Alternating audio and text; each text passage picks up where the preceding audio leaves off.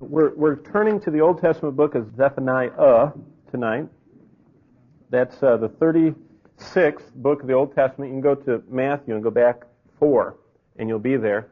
And this book is an incredible, I have to say that I wasn't sure about it when I started, because I thought, well, who wants to go through more gore and, all that stuff? And I found out, as is always true with the Word of God, that every page of this book has within it beautiful pictures of Christ. So I thought the best way to study this book tonight is to go through it backward. And that'll keep all of you hopping. So let's go to the last chapter of Zephaniah. And as you turn there, I want to start on your little study notes and read that opening paragraph that the minor prophets often seem to have a despairing tone. Evil appears to run unchecked, and the wicked die apparently unaccountable for their deeds of cruelty and greed. And God's people fail to obey, and death takes them all away. But there is a light in the distance. Rays of hope stream from the promise that the righteous judge will make all things right. And on the horizon is a world brand new. Impossible? No. God has already planned the ending. Zephaniah traces a bit of it in his closing words. Remember, because Zephaniah is a summary of the previous prophets. Now it's interesting, Zephaniah is the last of the pre-exilic prophets. There are 9 prophets that wrote before the exile, 3 that wrote after the exile. The exile is when Judah was carried away to Babylon for 70 years. And Haggai, Zechariah, Malachi all prophesy after the event, and the first 9 prophesy about it coming and all that. But because he is a summary of the previous prophets, his content and style are very similar to the other 8. By that I mean, number 1, like them, he speaks of the failure to keep God's standard and the resultant wrath. All of them have these 3 themes.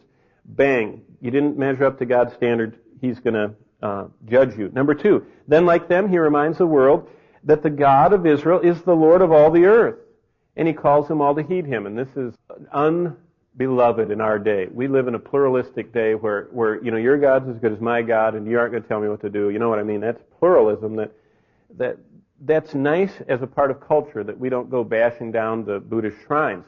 Pluralism in that sense is right, but pluralism in the strict, absolute sense is absolutely wrong, because there is only one Lord and God and creator of heaven and earth. And what he's saying in this book joins the other prophets by speaking to the nations surrounding Israel and saying, hey, I'm not talking as the God of Israel alone, I'm talking as the God of the whole earth. And the prophets are saying the God we're telling you about is the only God there is. So that's the second theme. The third one is, finally, as his predecessor, Zephaniah declares that although the wrath of God is inevitable, so is his promised restoration and blessing at a yet future day. And what joy. And the sadness is that in our day and age, we see all of Christendom seemingly embracing the Roman Catholic error that Israel is equal to the church. And see, Romanism in the 3rd century, or 4th century, 5th century, in that time period, Augustine wrote the book, City of God, and when he wrote that book, he said that the church is God's kingdom, and the church is the fulfillment of all God's promises, and there are no future kingdom promises for some ethnic group of people called Israel, that we have become Israel. And what's sad about that is that people don't see that Jerusalem is God's timepiece, his clock of all world events. Everything centers around Jerusalem. In the ancient days, Jerusalem used to be the center of all the maps of the world. If you found an ancient map of the world, Jerusalem was right in the middle. And everything else kind of went out like this. That's how God looks at it, interestingly enough. Well, continuing in your papers, to best learn from Zephaniah, let's back into his book. Turning to the 3rd chapter, discover with me this wonderful theme of this chapter, the Lord in the midst. This chapter contains a beautiful lesson taken spiritually. Now, what I mean by that is literally it's a promise for the future to Israel. And I don't at all want to take away from that. And I believe in all the kingdom promises. And I believe that Israel has a future and a hope. And that the church is only a minor part of God's plan. And that he worked with the people of God before that. He's working with us. And he's going to work with Israel in the future. But if we look at this chapter, it describes the sinful condition of a soul apart from Christ. Look at verses 1 and 2.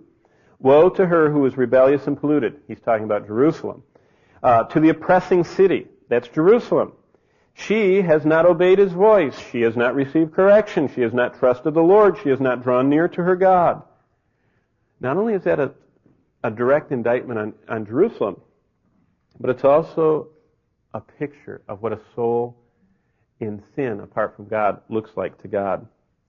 Those who should have been leaders in righteousness are leaders in iniquity. Look what I mean. Verse 3. Her princes in the midst of her are roaring lions. Here, these people that are supposed to be helping them are like predators. They're running around, gobbling up everything they could. They were very ravenous and greedy. Her judges, the ones that are supposed to mete out justice, are the evening wolves. I mean, these are a pack of scavengers going around. And I mean, isn't that what's in the paper nowadays? This judge's wife, ripping off this poor little old lady. See, things don't change at all, do they? It's just the same. It's just human nature is wicked, and I mean, I don't know if she's guilty or not, but the papers are presenting a similar portrait of what our culture is like as theirs. The prophets, it says, her prophets are insolent and treacherous people. Insolent? A prophet that's the very mouthpiece of God, a prophet who is supposed to be a channel to bring the message of God and proclaim it without adding or departing from it at all and giving it to the people. They're treacherous. And then the final group, her priests. The priest is supposed to be a picture. I mean, they used to shave themselves and bathe in water and wear white garments, and then they would anoint themselves on their thumb and on their big toe and on their forehead and on their tongue, because their mind was God's and their mouth was God's and everywhere they went was God's and everything they did was God's. I mean, everything was a picture of holiness. And look at this. The priests have polluted the sanctuary. What is sanctuary? Naos. That's the holy of holies.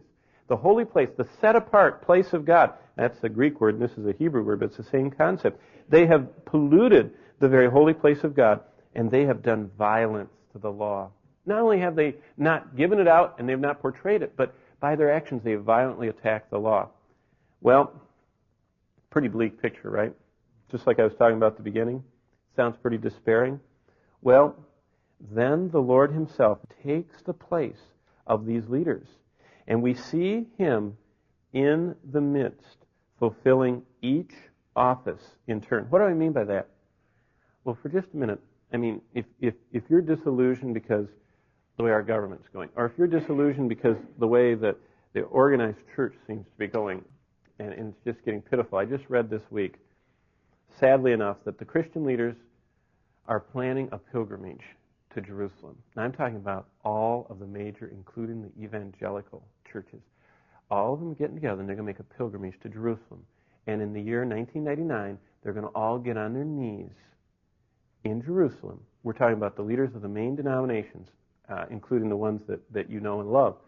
And they're going to get on their knees, and they're going to ask the Muslims and the Jews to please forgive them for not being nice to them in the year 1099, when the Crusaders killed everybody. I don't have any relationship to the Crusaders in 1099. There's no doubt that those Crusaders were a bunch of unregenerate, wild, murderous, wicked, opportunistic, greedy men.